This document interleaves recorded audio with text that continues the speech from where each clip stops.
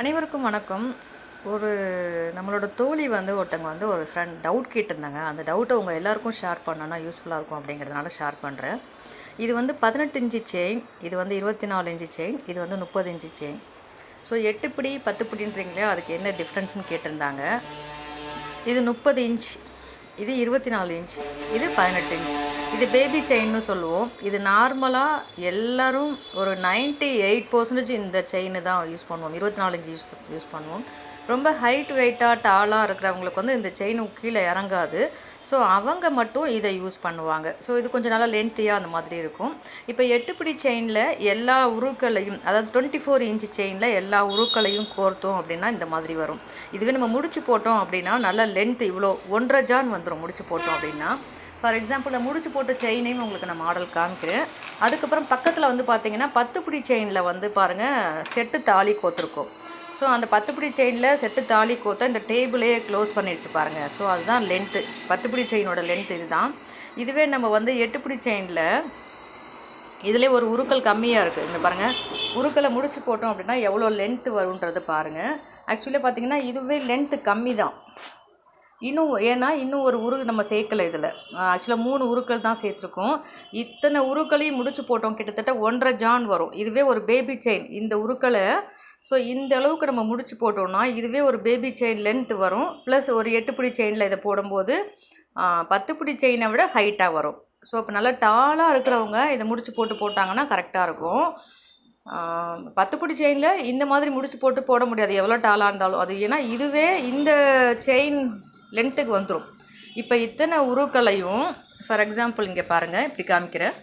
இப்போ இத்தனை உருக்களையும் இது போல் முடிச்சு போடணும் அப்படின்னா இந்த செயின் சைஸுக்கு வந்துடும். இது 18 இன்ச்சு செயின் சைஸுக்கு வந்துடும்.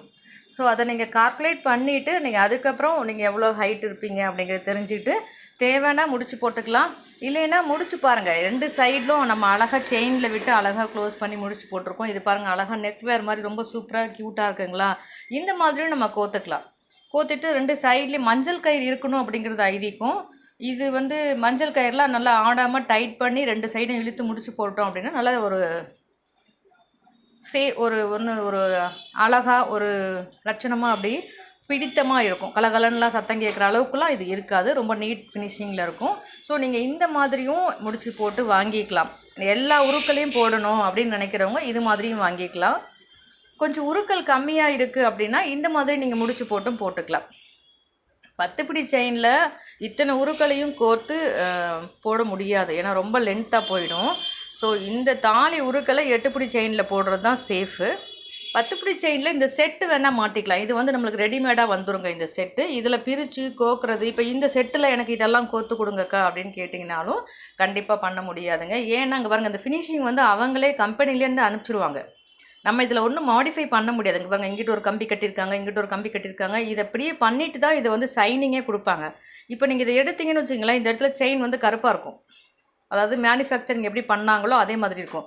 அப்போ நீங்கள் உருக்களை இதில் அடிஷ்னலாக ஆட் பண்ண முடியாது. இது அப்படியே ஒரு செட்டு.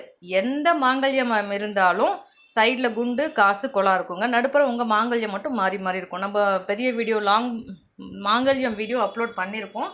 அதில் எல்லாமே உங்களுக்கு காமிச்சிருப்பேன். இருந்தாலும் நான் உங்களுக்கு ஃபார் எக்ஸாம்பிள் சொல்லிடுறேன். இந்த மாங்கல்யத்தை மாற்றணும், இதில் நிறையா உருக்கள் ஓகே அக்கா எனக்கு செயினில் இருக்கிறது பிடிச்சிருக்கு, பட் இதில் இந்த மாதிரி நீங்கள் உருக்களை ஃபுல்லாக சேர்த்து கொடுங்க அப்படின்னா பண்ண முடியுமான்னு பாருங்கள். இது கண்டிப்பாக பண்ண முடியாது. இது ஒரு ஃபினிஷிங், இது ஃபினிஷ் பண்ணி வந்துருச்சு நமக்கு. இது அப்படியே நம்ம என்ன பண்ணலாம், செயினில் வளைய மட்டும்தான் போடலாம். இப்போ ஒரு செயின் இருக்குது அப்படின்னா இந்த செயினில் நீங்கள் வளைய மட்டும்தான் போட்டு கோக்க முடியும். இதில் அடிஷ்னலாக இந்த உருக்களெல்லாம் சேர்க்க முடியுமா அப்படின்னு கேட்டால் கண்டிப்பாக முடியாதுங்க. ஸோ இதை தெரிஞ்சுக்கணும் இல்லையா நீங்கள், அதுக்காக தான்.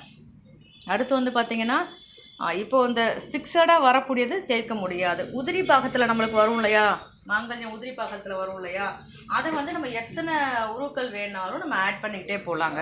உதிரி பாகத்தில் வர்றது பாருங்கள், இப்படி இது நான் செட் பண்ணி வச்சுருக்கேங்க. ஏன் அப்படின்னா எப்படி இருக்கும் அப்படிங்கிறது தெரியாது இல்லையா. இப்போ இதில் நீங்கள் இந்த மாங்கல்யம் உங்களோடது, இதை நீங்கள் செலக்ட் பண்ணிட்டீங்க. இதுக்கு நீங்கள் எத்தனை உருக்கள் வேணாலும், மாங்கல்யம் மட்டும் காமிச்ச ஒரு நீட்னஸ் இருக்காது இல்லையா, அதனால் சைடில் குண்டும் காசு காமிச்சிருக்கேன். இது நார்மலாக சிம்பிளாக எல்லோரும் போடக்கூடிய விஷயம். இதுக்கு மேலே அடிஷ்னலாக விருப்பப்பட்டு வாங்குறாங்கன்னா மாடலுக்கு இதை அனுப்பிச்சிடுவோம். இப்போ இதில்